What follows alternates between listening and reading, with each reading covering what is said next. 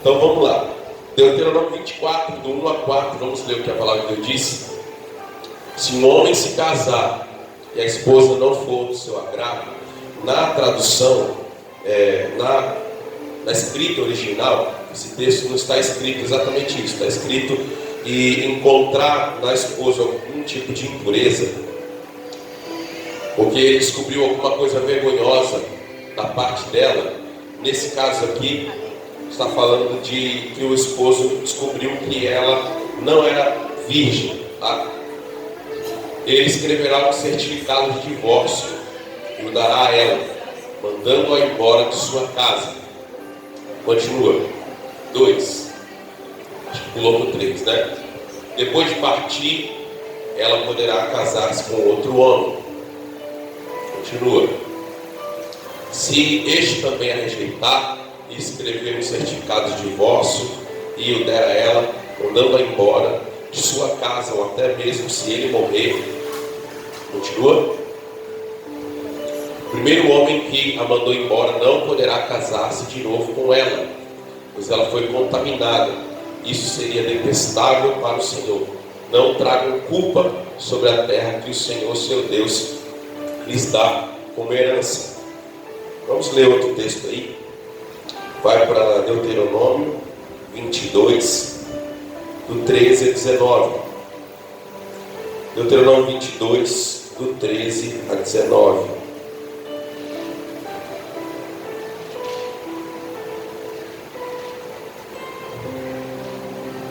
Se um homem se casar com uma mulher, depois de ter relações com ela, rejeitá-la e acusá-la publicamente de conduta vergonhosa, dizendo: quando me casei com essa mulher, descobri que ela não era virgem. Então o pai e a mãe da mulher levarão a prova da virgindade da filha até a porta da cidade, onde as autoridades estarão reunidas. O pai lhes dirá: dei minha filha em casamento a este homem, e agora ele a rejeitou. Acusou-a de conduta vergonhosa, dizendo: descobri que sua filha não era virgem. Aqui está, porém, a prova da virgindade da minha filha. Então os pais estenderão o lençol da filha diante das autoridades, e eles pegarão o homem e o castigarão. Também lhe aplicarão uma multa de 100 peças de prata, que ele pagará ao pai da mulher, uma vez que acusou publicamente de conduta vergonhosa uma virgem de Israel, e ela continuará a ser esposa deste homem, e ele jamais poderá se divorciar dela. Estão lendo aí? Então vamos lá, próximo, 28 e 29. Os próprios textos explicam um pouco um ao outro, né? Vamos lá, 28. Mesmo capítulo, 28 e 29 agora. Se um homem tiver relações com uma moça virgem, mas que não esteja prometido em casamento, e eles forem descobertos, o homem pagará ao pai da moça 50 peças de prata, uma vez que ele humilhou a moça, se casará com ela, e jamais poderá se divorciar. Bem? É o 29 já? Ok. Agora 23, do 1 a 4. 23. Deixa eu ver. Deu um 2, deixa eu ver. 2. 3. Acho que 4. Eu acho que a gente já leu o texto. Na verdade, eu anotei errado aqui. Era 24, do 1 a 4 a gente já leu. Então, assim, eu não vou pregar exatamente nesse texto. Isso aqui é só para a gente se sintonizar um pouco mais sobre o que a Bíblia fala. Eu já li vários textos aqui com os irmãos, né? Eu separei todos os textos que a Bíblia fala sobre divórcio, casamento, e nós estamos tentando passar para a igreja e entender um pouco mais disso aqui. Então pensa comigo aí. Primeiro a gente viu lá um texto falando sobre que se o homem descobrisse que a mulher ela não era virgem, ele poderia dar uma carta de divórcio, tá? Se ele desse uma carta de divórcio para ela, ela tentasse se casar com outra pessoa, também recebesse uma carta de divórcio, e ele quisesse agora retomar ela de volta, ele não poderia fazê-lo, tá? Eu creio que isso até também era uma forma de obrigar esse homem a tomar cuidado com a atitude que ele ia ter. Porque vamos dizer, se ele rejeitasse essa esposa uma vez, ele não poderia tomá-la de volta. Então, E aí depois o outro versículo que a gente leu explica o que era o motivo que ele poderia dar uma carta de divórcio. Era se ele tivesse descoberto que aquela mulher já não era mais virgem quando ele se casou, contraiu o casamento com ela. O que acontecia então? Havia um costume naquela época que quando a moça ia para a noite de núpcias e ela tinha a primeira relação e ela sangrava, e ali aquele lençol, né, do dia da núpcia, a noiva pegava aquele lençol, ela enrolava aquele lençol e ela entregava à sua família, entregava ao seu pai. O seu pai guardava aquele lençol como prova da virgindade da sua filha. Caso em algum momento aquele esposo tentasse acusá-la de não ser mais virgem quando ele se casou, o pai levava o lençol até as autoridades da cidade e mostrava: olha aqui, ó, minha filha é virgem e esse homem está acusando a minha filha. Se isso acontecesse, o que está escrito lá que a gente leu? Se isso acontecesse, ou seja, ele acusou ela injustamente, falsamente, e foi provado que ela era virgem, o pai tinha lá o lençol da sua filha, esse homem seria açoitado e ele teria que pagar uma multa à moça que foi acusada, difamada, 100 peças de prata, e ele não poderia se divorciar dela. Vocês viram que está escrito no texto ali, né? Não poderia se divorciar dela, levaria uma multa, uma surra, e não poderia se divorciar dela. Ele só tinha direito de se divorciar dela se realmente ela não fosse virgem. Então assim, por que eu estou lendo isso aqui? Só para relembrar a mensagem anterior que nós pregamos. Lá em Mateus, lá em Marcos, lá em Lucas, Jesus, quando está falando sobre o divórcio, está dizendo ali que a única forma de se divorciar é por causa da imoralidade. Ele está falando disso aqui. Ele não está falando de adultério, tá? Só para relembrar a última mensagem. Por que ele não está falando de adultério? Porque se uma mulher, a gente já falou isso aqui na pregação passada, se uma mulher ou um homem adulterasse naquele tempo, ele era apedrejado até a morte. Então, se a minha esposa me traísse, ela seria apedrejada. Por que eu vou me divorciar de alguém que está sendo apedrejado? Não tem lógica. Se eu adulterasse, né, eu seria apedrejado. Então, por que a minha esposa precisa se divorciar de mim? Então, quando Jesus ele fala, lá em Mateus, lá em Marcos, lá em Lucas, que o único motivo que seria justificado para o divórcio é a imoralidade sexual, ele não está falando de adultério. Ele está falando disso aqui. Ou seja, quando um homem ou uma mulher descobre que o parceiro já não é mais virgem antes do casamento, então ele tem direito de não concluir esse casamento. Porque o contrato de noivado daquela época já era um pré-casamento. Ele era tão difícil de se dissolver quanto o próprio casamento. Então, a única justificativa que um pai aceitaria para deixar que aquele homem devolvesse sua filha era se ele provasse que a filha dele já não era mais virgem. Então, naquela época, as mulheres e homens não tinham um relacionamento de amizade, de proximidade como é hoje. Um pai não deixaria sua filha conversando com um homem que não fosse da sua própria família, que não fosse um primo, um irmão, um tio ou alguém próximo. Nenhuma mulher, né, nenhuma mulher de família conversava com homens que não fossem, né, da sua família. Então, se um homem foi até o pai daquela moça, disse que queria se casar com aquela moça, e agora ele firmou ali um contrato de noivado com aquele pai, agora o pai dava autorização a esse homem de se aproximar dessa moça, de vir até a casa deles, de conversar com ela, de estar em alguns momentos com ela, apesar de que não era como é hoje. A gente vai falar sobre namoro, acho, na penúltima mensagem. Não era como é hoje, não tinha esse negócio de beijo na boca, de agarra-agarra, de aperta aqui, aperta ali, de passa a mão aqui, passa a mão ali. Não tinha nada disso não, tá? Então, o que acontece? Só o fato de o pai permitir que essa moça pudesse conversar com esse homem, né, já era uma coisa muito séria. E esse homem, para desatar esse noivado, ele teria que provar que ela não é virgem. Senão, ele não poderia desatar esse noivado. Se na noite de núpcias ele descobrisse que ela não era virgem, então ele poderia devolvê-la. Fora isso, ele não poderia fazê-lo. E aí, tem um outro texto que é complexo. Vamos ver se eu acho aqui.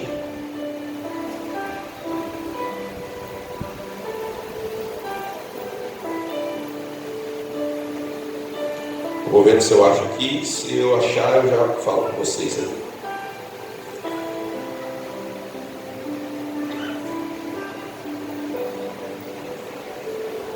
Arthur, procura para mim aí. Lá em Deuteronômio tem um versículo que fala que se a moça for encontrada não sendo virgem, o que deveria acontecer com ela? Eu acho que é no Levítico 20:20. Deixa eu ver se é isso aqui. Deixa eu conferir e a gente... Coloca aí para mim, vamos ver se a gente consegue mais rápido. Vamos ver quem é mais rápido, a mídia ou a minha mão aqui. Já achei. Então vamos lá.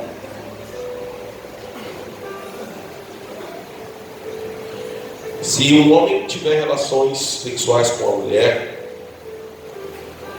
de seu tio, desonrou seu tio, o homem e a mulher serão castigados por causa de seu pecado e morrerão sem filhos.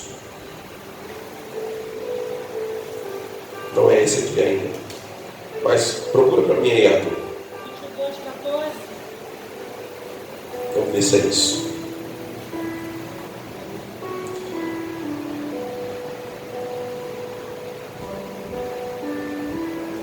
Não. Então ele vai procurando aí, daqui a pouco eu leio na hora que ele achar.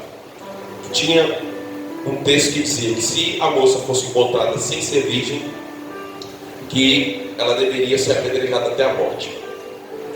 Então assim, segundo os estudiosos, os teólogos, eles vão dizer que provavelmente havia dois tipos de comportamentos nessa época, dois tipos de costumes nessa época que são relatados em versículos diferentes aqui no Antigo Testamento, porque alguns parecem não bater muito com o outro, enquanto que em alguns dos textos que a gente vai ler sobre o assunto, vai dizer que essa moça seria apedrejada. O outro texto diz que é possível dar uma carta de divórcio a ela e ela vai seguir a sua vida e se casar com outro homem. Então a gente vê dois textos diferentes um do outro. Um dizendo que ela seria devolvida e poderia se casar com outro homem. Se ela fosse rejeitada, né, esse homem que casou com ela primeiro não poderia recebê-la de volta. E a gente tem um outro texto dizendo que ela deveria ser apedrejada até a morte. Então assim, são dois tipos de rituais, ou seja, dois tipos de condenação diferente. Agora, o texto que a gente vai realmente avaliar nessa noite, que é o texto de 1 Coríntios 7. Então, segundo o que a gente leu na semana passada, ainda que o Antigo Testamento colocasse aí algumas possibilidades, né, para o divórcio, muito raras, mas havia possibilidade. Você vê Jesus sendo mais radical ainda nos textos tanto de Mateus, quanto de Marcos, quanto de Lucas, dizendo ali que se alguém se divorcia da sua mulher, se casa com outra, ele está cometendo adultério. Se a mulher se divorcia do marido, se casa com outro, também está cometendo adultério. E aí a gente vai agora para 1 Coríntios capítulo 7. Show qualquer? 22:20. Coloca por favor para nós aí, Felipe, Deuteronômio 22:20. Pode deixar a Bíblia aberta aqui no telão, por favor. Deuteronômio 22:20. Então vamos ver lá. Mas, se as acusações do homem forem verdadeiras, e ele puder provar que a mulher não era virgem, continua, então ela será levada até a porta da casa de seu pai, e ali será executada por apedrejamento pelos homens da cidade. Ela cometeu um crime vergonhoso em Israel, praticando imoralidade sexual enquanto vivia na casa de seus pais. Desse modo vocês eliminarão o mal do seu meio. Amém? Estão vendo aí? Então havia dois tipos de mandamento. Não se sabe ao certo se os dois foram ensinados por Moisés ou se ao longo do tempo isso pode ter sido acrescido ou não por causa do costume da época aos livros, sabendo que a gente não tem nenhuma cópia original da Bíblia. Ninguém tem uma cópia original da Bíblia. O que a gente tem são cópias de cópias de cópias de cópias, né? Então às vezes no decorrer dos anos alguma coisa pode ter sido alterada. Então vamos lá, 1 Coríntios, capítulo 7, a gente vai ler aqui e a gente vai pensar um pouquinho sobre essa questão. Paulo não foi de falar muito sobre casamento, nem a maioria dos apóstolos não falou muito sobre esse tema, mas fala-se algumas coisas importantes aqui nesse capítulo 7, eu quero analisar com vocês. O ideal seria que nós analisássemos os 5, 6 e o 7. A gente vai fazer isso, mas em momentos diferentes. Então a gente vai analisar hoje só o 7, para fechar o assunto da semana passada. Depois a gente vai analisar os 5 e os 6, talvez na próxima pregação. Então vamos lá. Agora, quantas perguntas que vocês me fizeram em sua carta, digam que é bom que o homem não toque em mulher. Mas uma vez que há tanta imoralidade sexual, cada homem deve ter a sua própria esposa, e cada mulher deve ter o seu próprio marido. O marido deve satisfazer as necessidades conjugais da sua esposa, e a esposa deve fazer o mesmo com seu marido. A esposa não tem autoridade sobre o seu corpo, mas sim o marido. Da mesma forma, não é o marido que tem autoridade sobre o seu corpo, mas sim a esposa. Não privem um ao outro de terem relações, a menos que ambos concordem em abster-se da intimidade sexual por certo tempo, a fim de se dedicarem de modo mais pleno à oração. Depois disso, unam-se novamente, para que Satanás não os tente por causa de sua falta de domínio próprio. Digo isso como concessão e não como mandamento. Gostaria que todos fossem como eu, mas cada um tem o seu próprio dom, concedido por Deus. Um tem este tipo de dom, o outro tem aquele. Rapidinho antes da gente continuar, eu não vou pregar sobre isso, mas eu quero dar uma pincelada aqui. Primeiro, o pensamento de Paulo, ele começa a tratar aqui sobre a questão do quanto seria importante se as pessoas não se casassem para se dedicar completamente à obra de Deus. Era esse o primeiro motivo aqui de Paulo escrever isso daqui. Olha, se você se casa, você tem que se dedicar à sua esposa. Se você se casa, você tem que se dedicar ao seu esposo. Se você se casa, você tem que se dedicar à sua família. Então, você não vai ter tanto tempo para a obra de Deus, para as coisas de Deus, como você poderia. Então, eu gostaria que vocês nem se casassem, né, e dedicassem inteiramente à obra. Mas como eu sei que isso não é para todos, eu sei que nem todo mundo consegue, né, eu sei que o pecado está aí, jaz à porta, e você tem que dominá-lo. Então, cada um tem a sua esposa e cada, né, mulher tem o seu marido. E aí ele coloca aqui, olha, você tem que entender o seguinte: o marido tem que satisfazer as necessidades da esposa, e a esposa satisfazer a necessidade do marido. Então, o marido não se casa para que a esposa o satisfaça. Não, ele se casa para satisfazer sua esposa. A esposa não se casa para que o marido a satisfaça. Não, ela se casa para satisfazer seu esposo. Então, quando o esposo, né, não dá prazer à sua esposa na relação sexual, isso é um problema, isso é um pecado. Quando a esposa não dá prazer ao seu marido, também é um pecado. Ou seja, eles não estão se preocupando com o prazer do outro, com a necessidade do outro. Isso é um problema sério. E ele coloca aqui, olha, não privem um ao outro, né, dessa relação. Não privem um ao outro. Isso é importante no casamento. O sexo é importante no casamento. O sexo é algo essencial para o casamento, para a saúde do casamento. E se você já está há um bom tempo sem fazer sexo com o seu esposo, com a sua esposa, pode ter certeza que Satanás já está com a mãozinha dele aí no meio do seu casamento, você nem percebeu ainda. Lembra que nós falamos aqui na terceira mensagem sobre a aliança, e que o sexo é um pacto de sangue entre as duas pessoas? É um pacto de sangue que sela a aliança das duas pessoas. Essa aliança precisa ser constantemente renovada, restaurada. Quando você tem relação sexual com a sua esposa, com o seu marido, e ambos se satisfazem, você está renovando a sua aliança com a sua esposa, renovando a sua aliança com o seu esposo. Assim como cada mês você vem aqui, você toma a Santa Ceia, e ali você renova a sua aliança com Cristo, e você toma do cálice e come do pão, você renova a sua aliança com Cristo. Cada vez que você tem uma relação sexual com o seu esposo, com a sua esposa, você renova a sua aliança com o seu esposo, com a sua esposa. Se você não faz isso, a sua aliança começa a se enfraquecer. Isso é muito sério. E Paulo está dizendo, não façam isso. Não privem um ao outro, né, da relação sexual. Isso é sério. E Satanás se usa disso para entrar no meio dessa relação e causar, né, provações, causar tentações e tentar separar esse casal. Continuando. Portanto, agora ele vai falar aos solteiros. Aos solteiros e às viúvas, é melhor que permaneçam como eu. Mas se não conseguirem se controlar, devem se casar. Melhor que permaneçam como eu, como? Solteiro, sozinho. Tá? Se não conseguir se controlar, então se casa. Melhor se casar do que arder em desejo. Diga comigo, é melhor se casar do que arder em desejo. E ficar se abrasando, né? Então, por exemplo, tem alguns casais aí, né? De namorados, de noivo, que vivem se abrasando. Não acenda uma fogueira que você não consegue apagar. Isso é uma lei básica, né? Não acenda uma fogueira que você não consegue apagar. Amém? Se você não consegue apagar, é melhor não acender.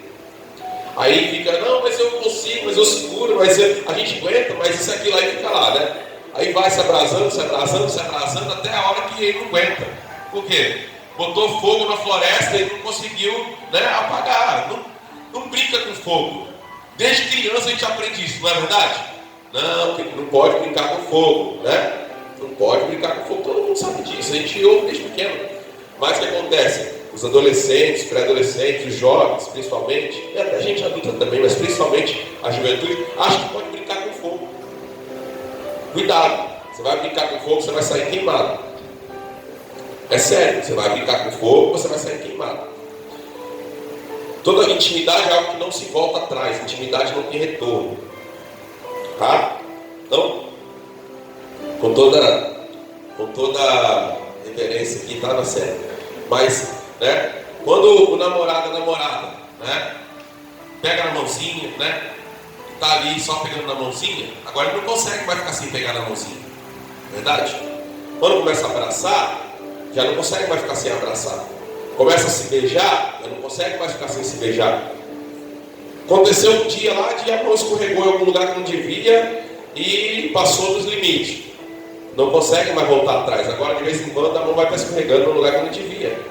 Porque intimidade não tem retorno. Por isso que Paulo está dizendo aqui, é melhor se casar do que viver abrasado, do que viver, né, queimando em desejo. Então, tem muito crente aí achando que, mas isso não tem nada a ver, aquilo não tem nada a ver, aquilo não tem nada a ver. Quando a coisa acontecer, depois você vai chorar, depois você vai reclamar, depois você vai, né, amargamente pagar um preço que não devia. Por quê? Porque você não quis ouvir. Não acenda um fogo que você não pode apagar. Então, a gente vai falar sobre namoro mais para frente, mas vale aqui o alerta. Então, continuando aí.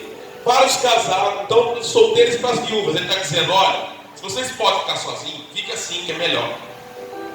Você que está viúva, casa de volta não, fica sozinho, é melhor. Você que está solteiro, segundo o que eu acabei de falar agora há pouco lá no começo, né, é melhor nem se case, fique assim e sirva a Deus assim. Mas se todavia você não consegue, então se case. Não fica ardendo em desejo, não fica se abrasando com ninguém aí, se esfregando pelos cantos, não, isso não vem de Deus. Então, continuando. Para os casados, porém, tem uma ordem, que não vem de mim, mas do Senhor. Agora a coisa muda. Ele estava falando agora há pouco lá em cima, ele falou assim, eu estou dizendo isso não como mandamento, eu estou dizendo como concessão, ou seja, eu não estou dando mandamento aqui, eu estou dando um conselho. Agora ele muda, e ele está dizendo o seguinte, agora eu tenho uma ordem, uma ordenança, que não é minha, mas vem de quem? Do Senhor. Qual que é a ordenança? A esposa não deve se separar do marido, mas se o fizer, que permaneça solteira, ou se reconcilie com ele. E o marido não deve se separar da esposa. Ou seja, para ambos aqui é a mesma regra. Esposa, não se separe do seu marido. Se fizer, ou você volte para ele, ou permaneça só. Marido, não se separe da sua esposa. Se você o fizer, permaneça sozinho. Ou, né, você reconcilie-se com ela. Agora me dirijo aos demais. Embora o Senhor, eu vou aprofundar isso aqui daqui a pouco, tá? Mas vou continuar aqui, daqui a pouco eu volto. Agora me dirijo aos demais. embora o Senhor não tenha dado instrução específica a esse respeito, se um irmão for casado com uma mulher descrente e ela estiver disposta a continuar vivendo com ele, não se separe dela. Se uma irmã for casada com um homem descrente e ele estiver disposto a continuar vivendo com ela, não se separe dele, pois o marido descrente é santificado pela esposa e a esposa descrente é santificada pelo marido. Do contrário, os seus filhos seriam impuros, mas eles são santos. Se porém o cônjuge descrente insistir em separar, deixe-o ir. Nesses casos, o irmão ou a irmã não está mais preso a outra pessoa, pois Deus o chamou para viver em paz.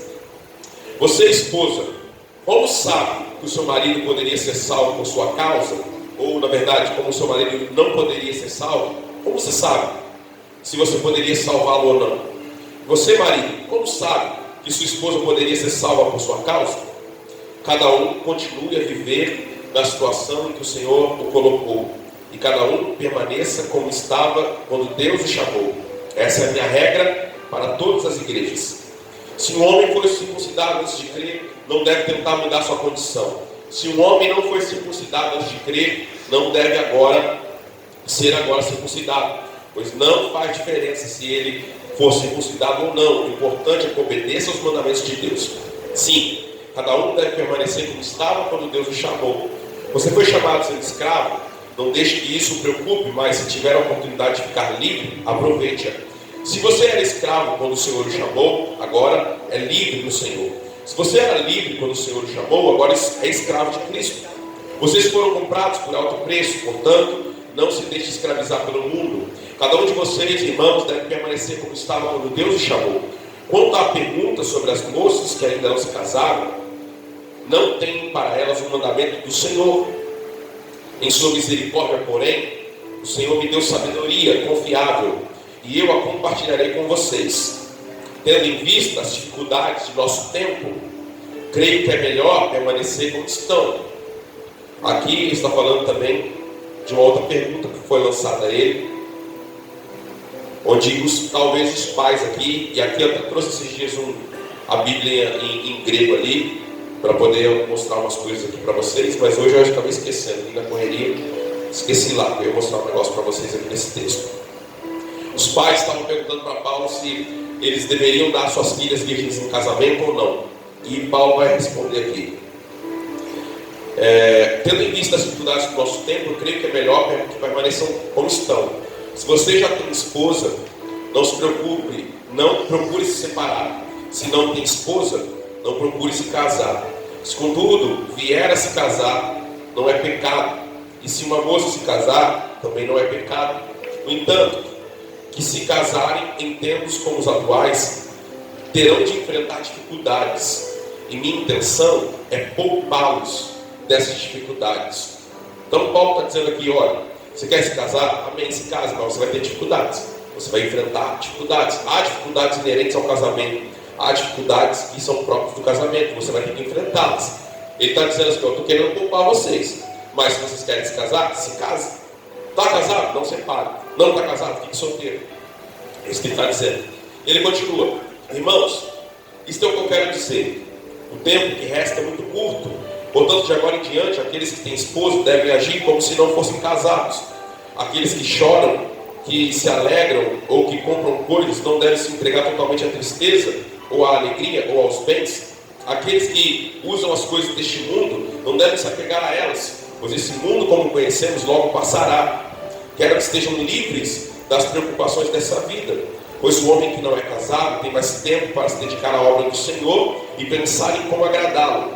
Mas o homem casado precisa pensar em todas as responsabilidades desse mundo e em como agradar sua esposa. Seus interesses estão divididos. Da mesma forma, a mulher que não é casada ou que nunca se casou pode se dedicar ao Senhor e ser santa de corpo e espírito. Mas a mulher casada precisa pensar em suas responsabilidades aqui na terra e em como agradar o seu marido. Digo isso para o seu bem e não para lhes impor nenhuma restrição. Quero que façam aquilo que os ajudará a servir melhor ao Senhor, com o mínimo possível de distrações. Se contudo um homem acredita que está tratando a sua noiva de forma inapropriada e que seus impulsos vão além de suas forças, que se case com ela, como é o desejo dele, não é pecado. Mas se tiver assumido um compromisso firme e não houver urgência e ele for capaz de controlar sua paixão, faz bem não se casar. Portanto, quem se casa com sua noiva não faz bem. E quem não se casa faz melhor ainda. A esposa está ligada ao marido enquanto ele viver. Se o marido morrer, ela está livre para se casar com quem quiser, desde que seja um irmão do Senhor. Em minha opinião, porém, seria melhor que ela não se casasse novamente. E creio que, ao dizer isso, lhe dou o conselho do Espírito de Deus. Amém? Temos um problema de tradução aqui. Traduções nem sempre são muito boas, tá? Muitas traduções trazem dificuldades. Eu não sei aqui quem conhece sobre línguas, mas muitas vezes quando você vai fazer uma tradução de uma palavra, você pega uma palavra e vai até o dicionário daquela língua, você vai encontrar às vezes 10 palavras diferentes para uma palavra, não é verdade? Aí você, o que é paixão? Aí você vai lá naquela outra língua, o que é paixão? Aí paixão é isso, é isso, é isso, é isso, é isso. Aí a pessoa quando está traduzindo, ele tem que escolher uma palavra para colocar naquela língua, não é verdade? E nem sempre a palavra escolhida é a melhor. Então como a gente resolve isso? Analisando várias traduções e principalmente o texto grego, que é o original do Novo Testamento. O hebraico é do Antigo Testamento, o hebraico era aramaico no Antigo, grego no Novo. Eu até trouxe a Bíblia na última pregação, mas não chegamos nesse texto aqui, então eu não usei. Hoje eu esqueci. Lá na Bíblia, em grego, o termo que está sendo usado aqui não é esse. Então nós temos um problema de tradução nessa tradução aqui. Em algumas outras traduções mais novas nós temos esse mesmo problema. Quando o texto aqui está colocando que se um homem acredita que está tratando a sua noiva de forma inapropriada, esse texto não está falando sobre isso, tá? Eu vou ler aqui uma possível tradução diferente, e que nas Bíblias mais antigas você vai achar essa tradução, tá? E é a tradução que eu acredito que é a mais coerente com o original. E diz o seguinte: se contudo alguém acredita que não está tratando a sua filha de forma inadequada, olha como que muda o sentido. Nesse texto que a gente leu nessa versão, está dizendo, se alguém acredita que não está tratando a sua noiva de forma inadequada, e aqui, agora está dizendo, se você acredita que está tratando a sua filha de forma inadequada, olha, muda completamente o sentido. Visto que ela já passou da idade de se casar, faça como planejou. Não é pecado dá-lhe um casamento, deixe-a casar. No entanto, se está determinado a manter a sua filha solteira e não tem necessidade ou obrigação, e julga que isso é o melhor, fará bem se não a der em casamento. Assim, quem dá a sua filha em casamento faz bem, e quem não a dá faz melhor ainda. O que quer dizer isso aqui então? Alguns pais fizeram a pergunta para Paulo, se eles deveriam dar suas filhas em casamento ou não, tendo em vista que eles tinham uma esperança de que Jesus voltaria em breve, muito rápido. Eles acreditavam que Jesus iria voltar dentro daqueles dias. O que adiantaria ele dar a sua filha em casamento e tal, e depois de 1 ano, 2, Jesus voltar? Então eles falaram assim, para que isso? Vamos nos dedicar à causa de Deus, à obra de Deus. Então eles estavam em dúvida se eles deveriam dar suas filhas em casamento ou não. Lembrando que naquela época eram os pais que contratavam o casamento, ou seja, os pais que acertavam o casamento das filhas. E aí, Paulo está respondendo a pergunta aqui, olha, se você não der achar que não deve dar sua filha em casamento, você faz bem.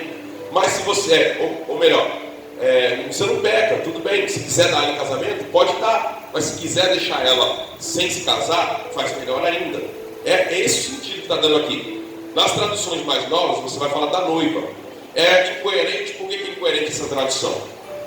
Porque, como, por exemplo, eu como noivo, eu é que vou decidir se a minha noiva vai permanecer virgem ou não. Ou seja, eu não quero mais me casar com ela, tá? Decidi que vou viver para o Senhor. Eu estava em contrato de noivado com ela. Agora eu não quero mais casar. Decidi que vou dar minha vida para o Senhor. E agora eu que vou decidir que ela também tem que ficar virgem o resto da vida? Ou seja, é incoerente. Não tem coerência isso. É mais provável que o texto esteja dizendo o quê? Que o pai, que naquela época realmente tinha poder sobre os filhos, principalmente sobre as filhas, ele poderia decidir se a filha permaneceria pelo resto da vida virgem ou se ela poderia se casar. É isso que o texto aqui está querendo dizer. No original grego, o texto não fala nem pai e nem noivo. O original grego não tem essa palavra lá, nem pai e nem noivo. Então é difícil de interpretar, porque por causa disso, o texto está dizendo lá, aquele que deseja permanecer com a sua virgem, né, sem se casar, que assim o faça. Não diz ali se a virgem é de quem, se é do noivo ou se é do pai. Mas é mais provável que esteja dizendo do pai, ou seja, um pai que tem uma filha virgem, né, e quer mantê-la, tá, em virgindade. Lendo todo o texto, agora vamos voltar lá para o problema. Primeiro problema, então, ele está dizendo: aquela mulher que se separou do seu marido, ela tem duas opções. Ou ela permanece solteira, né, permanece sozinha, ou ela volta para o seu esposo. É a orientação que Paulo deu. Marido, a mesma coisa, não se separa da sua mulher. Se porém se separar, que volte para ela, ou que permaneça só. Essa é a orientação de Paulo aqui. Se você for olhar no texto, nas versões mais antigas, você vai ver que esse versículo não está falando de divórcio, está falando de apartamento, separação, é diferente de divórcio. Tá? O que significa isso? Significa que seria como se fosse uma concessão a uma separação, digamos, pedagógica. Ou seja, vamos dizer que um marido é violento, uma hipótese. O marido é violento, ele bate na esposa. Bate na esposa, bate na esposa, bate na esposa, bate na esposa. O texto vai dizer logo na frente, né? Deus nos chamou para viver em paz, não para viver, né, em guerra. Essa esposa, ela é obrigada a permanecer na casa com esse marido apanhando todos os dias?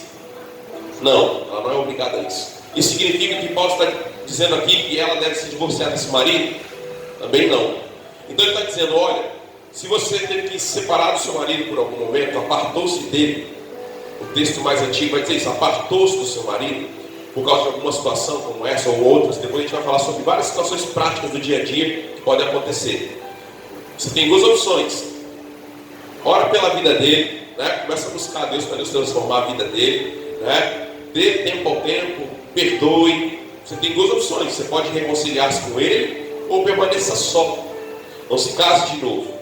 Por quê? Porque o casamento é uma aliança. Lembra que eu falei na primeira pregação? O casamento é uma aliança de sangue. Ela é uma aliança de sangue e não pode ser quebrada.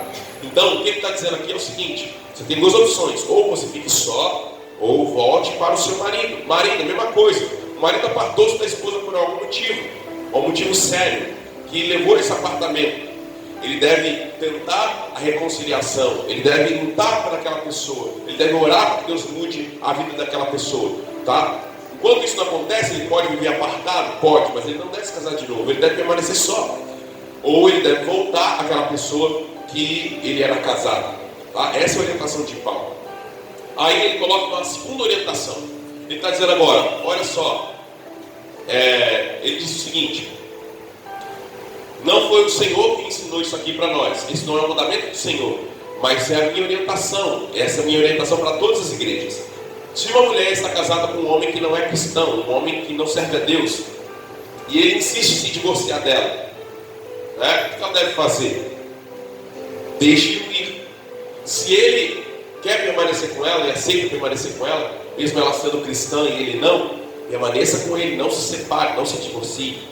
Vice-versa, ele fala a mesma coisa, o contrário, a mesma coisa. Ou seja, aí ele coloca uma argumentação. Porque como é que você sabe se esse seu marido não cristão não vai se converter por sua causa? Como é que você sabe que essa sua esposa não cristã não vai se converter por sua causa? Porque o marido santifica a esposa, e a esposa santifica o marido. E aí, o que ele resume aqui nessa orientação? Que se você é uma mulher que o seu marido não é crente, ou você é um marido que a sua esposa não é crente, e a sua esposa não tem nenhum problema de permanecer casado com você, você que é um cristão, você não deve procurar separação nunca. O cristão, ele nunca procura separação. Se o não crente insistir em se separar, insistir em se divorciar, aí ele está dizendo: deixe que vá. Ou seja, você que é um cristão, você nunca procura separação, você nunca vai para essa opção, você nunca fica cogitando essa opção, porque você é um cristão. Você luta pelo seu casamento, você luta pela sua aliança, você entende a palavra de Deus e o mandamento do Senhor. Então você não busca separação. Agora, se ele insiste em se separar, aí ele está dizendo: nós somos chamados para viver em paz, não para viver em guerra. O cara está lá querendo separar, toda hora mandando você embora, ou a mulher mandando o homem embora, e você fica: não, mas eu vou ficar, eu vou separar. Aí você fica naquela guerra dentro de casa, vivendo aquele inferno dentro de casa. Ele está dizendo: olha, você foi chamado para viver em paz. Se a situação é essa, deixe que ele vá, ou deixe que ela vá. Aí, aqui surge o maior problema dessa questão no meio evangélico. Por quê? Aí os teólogos, muitos vão argumentar. Então, nesse caso, né, a mulher não é crente, o marido não é crente, e foi embora ou abandonou, né, essa esposa que era crente, ou esse marido que era crente. Então quer dizer que agora esse esposo ou essa esposa que era crente tem direito de se casar de novo. Esse é o entendimento de muitos cristãos e de muitos pastores. Vão dizer o seguinte: não, se você, né, foi deixada, se você foi deixado, você tem o direito de se casar de novo. Aí a gente vai para a argumentação do texto e você vê que isso não tem coerência pelo próprio texto. Por isso que eu fiz questão de ler o texto inteiro, o capítulo inteiro. Eu poderia ficar lendo versículos separados aqui desse capítulo, mas você ler versículo separado é muito complicado, porque você pode tirar um texto do contexto dele. Isso é problemático. Nós temos um capítulo inteiro aqui. No mesmo capítulo nós temos duas orientações. A primeira orientação, Paulo está dizendo, vamos ler lá de novo? Versículo 10. Para os casados, porém, tem uma ordem, que não vem de mim, mas do Senhor. A esposa não deve separar do marido, mas se o fizer, permaneça solteira ou se reconcilie com ele. E o marido não deve separar da esposa. É a mesma coisa, se separar, permaneça sozinho ou se reconcilie com ela. Aí lá no penúltimo versículo, versículo 39. A esposa está ligada ao marido enquanto ele viver. Fala comigo aí. A esposa está ligada ao marido enquanto ele viver. Vice-versa, o marido está ligado à esposa enquanto ela viver. Se o marido morrer, ela está livre para se casar com quem quer que seja, desde que seja alguém no Senhor, ou seja, que seja um cristão. Aí já vem aquela outra questão, que é a questão do julgo desigual. A gente vai chegar a isso na próxima pregação, vamos falar sobre o julgo desigual. Mas você já deve saber mais ou menos o que é a questão do julgo desigual. Mas, vamos lá, essa questão do crente e o não crente, tá? Então você já sendo cristão, você deve se casar com alguém que não é cristão? Pela palavra de Deus, não, nunca, jamais. Você que já é cristão, deve se casar com um homem que não é cristão? Nunca, jamais. Não provém de Deus isso. Uma coisa é você ter vindo do mundo, seu marido não é crente, você se converteu. Sua esposa não é crente, você se converteu. Isso é uma coisa. Outra coisa é você já sendo cristã, já sendo um cristão, homem de Deus, mulher de Deus, você ir lá e procurar alguém lá fora, completamente fora da orientação bíblica. Deus não se agrada disso. Então ele está dizendo, tem direito de casar com quem quer que seja, desde que seja no Senhor. Agora, olha só a orientação de Paulo. Em minha opinião, porém, seria melhor que essa mulher não se casasse novamente, ou esse homem, vice-versa. E creio que eu, ao dizer isso, estou lhe dando o conselho do Espírito de Deus. Então, pensa comigo. Paulo está dizendo, lá no versículo 10, separou, você tem duas opções. Ou você volta para sua esposa, ou para o seu marido, ou fica sozinho. Tá? Segunda opção, lá no final, você ficou viúva. Você tem direito, pela lei dos homens, pela lei de Deus, você não está mais ligado a esse marido, ele morreu. Você está livre, você pode casar com quem você quiser no Senhor, que seja um crente. Só que eu estou dizendo assim, ó, meu conselho para você, e eu creio que eu sou um homem de Deus, eu tenho o Espírito de Deus, ele coloca, melhor você ficar sozinho. Para o homem, mesma coisa. É a mesma coisa, ele está falando em vários versículos, você vai ver que ele está falando para homem e para mulher. Ele fica repetindo a mesma coisa. Alguns versículos ele não fala, mas a maioria está falando, homem assim, mulher está falando a mesma coisa. É para ambos. Ele está dizendo, é melhor, mesmo se você é viúvo, melhor é você não casar de novo. Mas, se você for casar de novo, case com alguém que seja no Senhor. Se nas duas situações, tanto na primeira lá que ele fala que se separar tem que ficar sozinha ou voltar, como nessa aqui que é uma questão de viuvez, ou seja, tem direito, ele está deixando claro que tem direito, se quiser casar de novo, pode, e ainda assim está dizendo que é melhor que não case. Como ele poderia estar dizendo, no meio desse texto todo, que a mulher que o marido não é crente e foi embora, deve se casar de novo? Ou o homem que não é crente, a mulher foi embora, deve se casar de novo? Parece ter coerência? Não tem coerência. Não existe nenhum versículo no Novo Testamento ou no Antigo que diga, tá, que deva se casar novamente. Não está dizendo. Jesus não está dizendo isso. Nenhum dos apóstolos está dizendo isso. No Antigo Testamento você vê isso algumas vezes. Mas você vê lá Jesus falando, olha, o que os antigos disseram é isso. Eu, porém, vos digo que. Ele disse, ó, isso aí que foi ensinado no passado não está certo. Eu estou ensinando agora o certo para vocês. Ele está dizendo aqui, ó, tem o mandamento do Senhor. E o que não é mandamento do Senhor, ele está dizendo, eu creio que eu tenho o Espírito de Deus, estou ensinando vocês. Então, fazer uma teologia, fazer uma argumentação em cima de algo que a Bíblia não está dizendo. O texto está dizendo aqui, olha, se o seu marido não é cristão, ele quer ir embora, deixa ele ir. Se a sua esposa não é cristã, ela quer ir embora, deixa ela ir. Isso não significa que você tem que casar de novo. Significa que você não deve ser obrigado a viver dentro de um inferno dentro de casa. Ou seja, você não está obrigado a isso. Então você pode apartar-se dessa mulher ou desse marido. Só que, volta na primeira instrução. Ou fique só, ou reconcilie-se. Volta agora nessa instrução aqui, ó. É melhor ficar sozinho. Até para viúva e para viúva ele está dizendo isso. Então, qual que é o problema? O problema é que a palavra de Deus diz que nós erramos por não conhecermos as Escrituras e nem o poder de Deus. Sabe por que a gente erra? Porque a gente não conhece a palavra de Deus. Se todo mundo buscasse conhecer a palavra de Deus, se todo mundo lesse a palavra de Deus, você entenderia qual é o propósito de Deus para o casamento. Deus não aprova o divórcio. Deus ele não consente com isso. Tá? Nós vamos terminar aqui essa parte, semana que a gente continua. Tem muita coisa para se estudar ainda. Porque muitos de vocês devem estar perguntando, mas e agora? Eu já fiz, agora eu estou no meio do rolo, agora eu estou todo complicado, e agora o que vai acontecer com a minha vida? Né? A gente vai falar sobre isso, vamos chegar lá. Né? Nós estamos aqui numa série, amém? Porque esse tema é muito complexo, esse tema é muito polêmico, esse tema é muito difícil, não dá para abordar isso numa pregação.